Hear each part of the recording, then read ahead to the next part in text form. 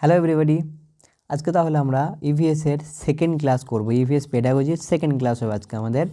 আগের ক্লাসটা এখনও পর্যন্ত যারা যারা করনি করে নিও এবং শর্ট নোট ভালোভাবে বানিয়ে নিও, ছোট্ট ছোট নোট বানাবে, বেশি বড় বড় লেখার দরকার নেই। তাহলে এর আগে আমরা বলেছিলাম যে ইভিএস আমরা থিম ওয়াইজ পড়ি।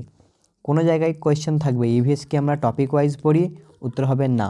ইভিএসকে আমরা চ্যাপ্টার ওয়াইজ পড়ি, উত্তর হবে না।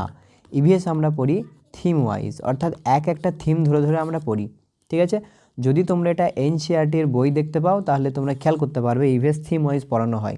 বেশ, এবার সেই থিমগুলি কী কী, সেই ইম্পর্টেন্ট থিমগুলি আমরা একবার দেখি। তারা ছবিটাকে একটু ঠিক করি। ঠিক আছে, এই ছবিটাই পড়ানো যাবে, প্রবলেম নেই। তাহলে ইভিএসের মেনলি আমাদের 6টা থিম থাকে। কতগুলি থিম থাকে ইভিএসের? 6 important themes, 6 themes of UPSC বলছি, ইভিএসের তাহলে মেনলি 6টা থিম থাকে। সেই 6টা থিমগুলি দেখি, যেমন আছে পরপর মনে রাখবে তোমরা। তাহলে 1 নম্বর থিম হলো ফ্যামিলি অ্যান্ড ফ্রেন্ড। তাহলে সবার প্রথমে একটা মানুষের সবার প্রথমে কার কথা মনে পড়ে? তার পরিবারের কথা। তাহলে সবার প্রথমে হলো ইভিএসের থিম হলো পরিবার। ফ্যামিলি মানে পরিবার ও বন্ধু, এটা হলো সবার প্রথম স্টেজ। 2 নম্বর স্টেজ হলো ফুড অর্থাৎ খাবার, এটা হলো 2 নম্বর স্টেজ। 3 নম্বর স্টেজ হলো ওয়াটার মানে হলো জল। 4 নম্বর স্টেজ হলো শেল্টার বা বাসস্থান। 5 নম্বর স্টেজ হলো ট্রাভেল মানে হলো ভ্রমণ। ঠিক আছে, ভ্রমণ। 6 নম্বর স্টেজ হলো things we make and do, ওই সমস্ত জিনিসপত্র যেগুলি আমরা তৈরি করি বা ব্যবহার করি। ঠিক আছে, তাহলে বাংলা লিখে নিয়েছো, বাংলাটাই মুছে দিচ্ছি এবার আমি। তাহলে এখানে একটা জিনিস দেখলাম যে ইভিএসের যে 6টা থিম আছে সেই 6টা থিমগুলি কি কি। সবার প্রথমে হলো তোমার পরিবার এবং বন্ধু, অর্থাৎ আমরা সবার প্রথমে আমাদের রিলেশনের উপরে জোর দিই। ঠিক আছে, সবার প্রথমে পরিবার বন্ধু। আচ্ছা, পরিবার ভালো রয়েছে, তাহলে পরিবার ভালো থাকা, তারপরে আমরা কার কথা মনে পড়বে? খাবারের কথা মনে পড়বে, খাবার। আচ্ছা, তুমি খাবারও খেয়ে নিলে, খাবার খাওয়ার পরে আমরা কি পান করি? জল পান করি, জলের কথা মনে পড়লো। আচ্ছা, থাকা, খাওয়া, বন্ধু বান্ধবী, মা আব্বা সব হয়ে গেল। তারপরে তোমরা কিসের কথা ভাববে? বাসস্থান, থাকবো কোথায়, বাসস্থানের কথা। ঠিক আছে, তারপরে বাসস্থান যেই হয়ে গেল তখনই মনে হবে একটু লাক্সারি, চলো 2 দিন দীঘা থেকে ঘুরে আসি, তাই তো? তখন হবে ট্রাভেল। সবার শেষে হবে things we make and do, জিনিসপত্র যেগুলি আমরা ব্যবহার করি, তৈরি করি। ঠিক আছে, তাহলে এই 6 রকমের পরপরই মাথায় রাখতে হবে, খেয়াল রাখবে কিন্তু এইগুলি যেমন আছে পরপরই যেন হয়, যেন চেঞ্জ না হয়ে যায়, পরপর এমনই থাকবে। তাহলে এখানে একবার দেখে নিই, তোমরা একবার আমাকে চ্যাটে লিখে দেবে, মানে কমেন্টে লিখে দেবে। 1 নম্বর কি তাহলে দেখলাম? 1 নম্বর দেখলাম ফ্যামিলি অ্যান্ড ফ্রেন্ড। 2 নম্বর দেখলাম ছিল ফুড, তাহলে লিখি এখানে। 2 নম্বর ছিল, লেখা হচ্ছে না কেন, ফুড। 3 নম্বর ছিল আমাদের ওয়াটার। 4 নম্বর কি ছিল? শেল্টার। আর 5 নম্বর ছিল কি? ট্রাভেল, এই যে দেখো ভ্রমণ। 6 নম্বর ছিল things we make and do. যেমন দেখো এক্ষেত্রে এই কি বলবো, এই মানে এই ব্যক্তিটা দেখো ঝালমুড়ি তৈরি করছে, তাহলে সে কী করছে? কোনো জিনিসকে তৈরি করছে, কোনো জিনিস হাতের কোনো কাজ করছে। ঠিক আছে, তাহলে এই 6টা হলো মেন থিম। এবং মাথায় রাখবো এই 6টা থিমেরও সাব থিম থাকবে। তার আগে এই কোয়েশ্চেনটা তোমরা পড়ো, কি লেখা আছে? Family and friend in EVS curriculum is. তাহলে ফ্যামিলি অ্যান্ড ফ্রেন্ড এটা কি? এটা একটা theme, sub theme, topic, syllabus? তাড়াতাড়ি উত্তর দাও।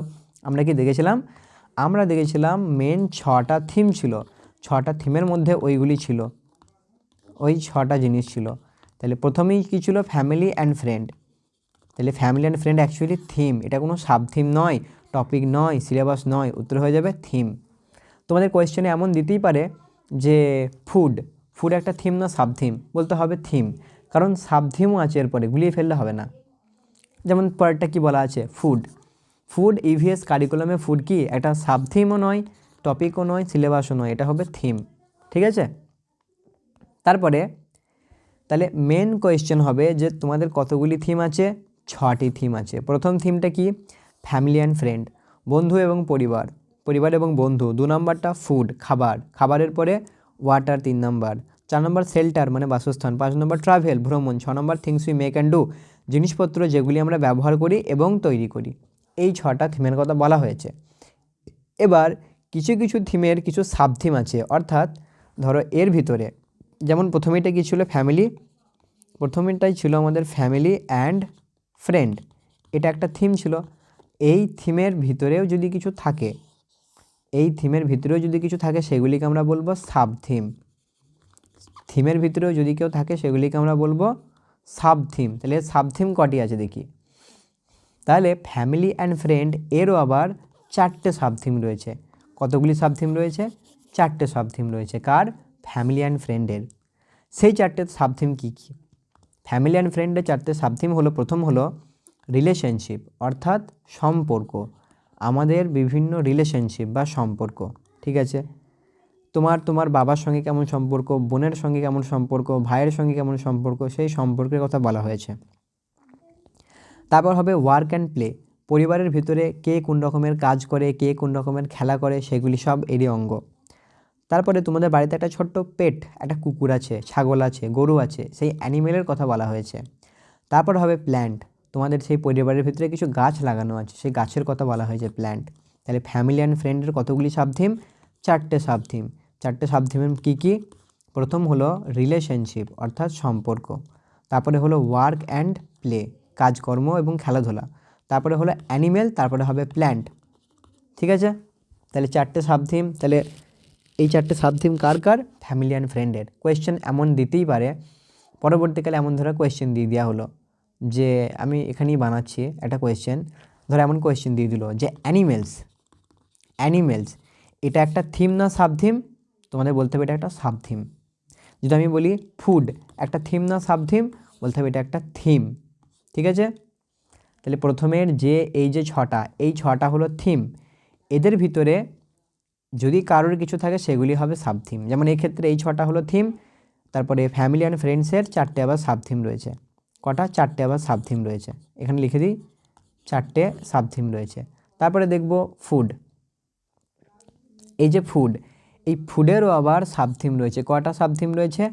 5টা সাব থিম রয়েছে। প্রথম 1 নম্বর হলো টেস্টিং, যে কোনো একটা ফুড, ধরো এটা একটা খাবার, এটা একটা ফুড, তাহলে এই ফুডটাকে প্রথম কি করবে? টেস্টিং, অর্থাৎ টেস্ট করবে তুমি কেমন এটা টেস্ট, টক না মিষ্টি না ঝাল, বেশ টেস্ট করে একটু খেয়েও নিলে। তারপরে কি করবে? ডাইজেস্টিং, খাবারটাকে ভেতরে পচনও তো করতে হবে, অর্থাৎ হজমও তো করতে হবে।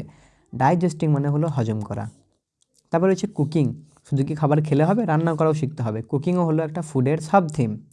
অর্থাৎ তোমাদেরকে ইভিএসে প্রথমে ফুড বলে একটা চ্যাপ্টার থাকবে, ফুডের ভিতরে প্রথম তোমাদের টেস্টিং পড়ানো হবে, তারপর হবে ডাইজেস্টিং কীভাবে হজম করবে, তারপরে হবে কুক রান্না করাও তোমাদেরকে শেখানো হবে, তারপরে হবে রান্নাও করে নিলে তুমি, তারপরে প্রিজার্ভিং টেকনিক, প্রিজার্ভিং মানে হলো সংরক্ষণ করা, মানে যাতে সেটা পচে না যায়, ওই জন্য সংরক্ষণ করা, ঠিক আছে, সংরক্ষণ করার টেকনিক পড়ানো হবে।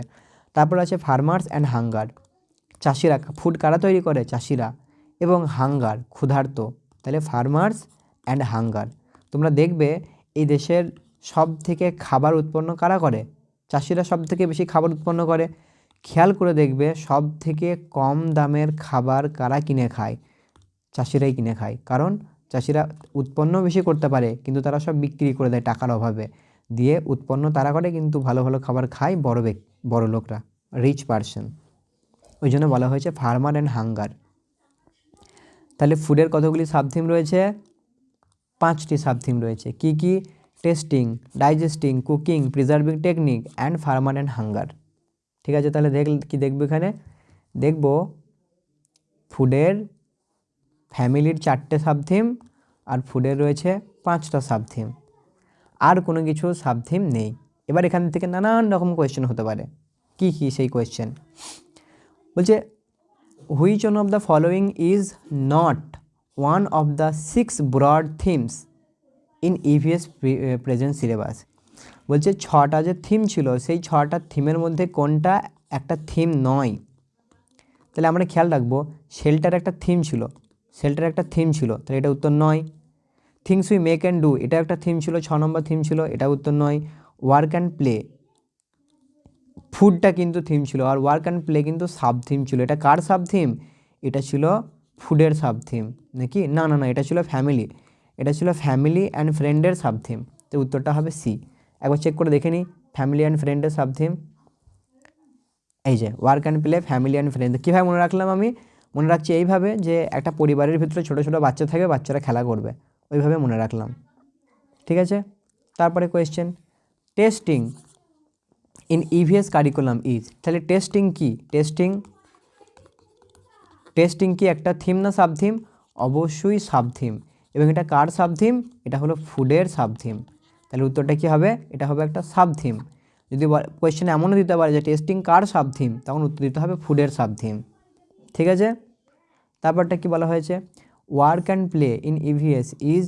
তাহলে ওয়ার্ক অ্যান্ড প্লে এটা থিম না সাব থিম? এটাও কিন্তু তোমরা আগে পজ করে নেবে, দিয়ে আনসার করবে কমেন্টে, তারপরে তোমরা উত্তরটা দেখবে। তো এটা কিন্তু একটা sub theme. Car sub theme? Work and play, এটা হবে ফ্যামিলি অ্যান্ড ফ্রেন্ডের সাব থিম। তাহলে এটা উত্তরটা হবে সাব থিম, ফ্যামিলি অ্যান্ড ফ্রেন্ডের, তোমরা মিলিয়ে নেবে। ঠিক আছে, তারপরটা দেখো, which one of the following, এক minute,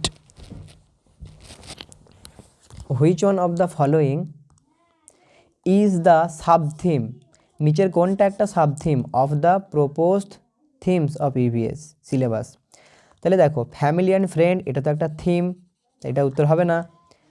things we make and do এটা তো 6 নম্বর থিমটা, তাহলে এটা উত্তর হবে না। শেল্টার এটাও একটা থিম, তাহলে এটা উত্তর হবে না। অ্যানিমেল অ্যান্ড প্ল্যান্টস, হ্যাঁ এটা কিন্তু মানে দুটো আলাদা আলাদা সাব থিম ছিল, বাট দুটো সাব থিম তো বটে, তাহলে উত্তর হবে এটা। এটা কার সাব থিম ছিল?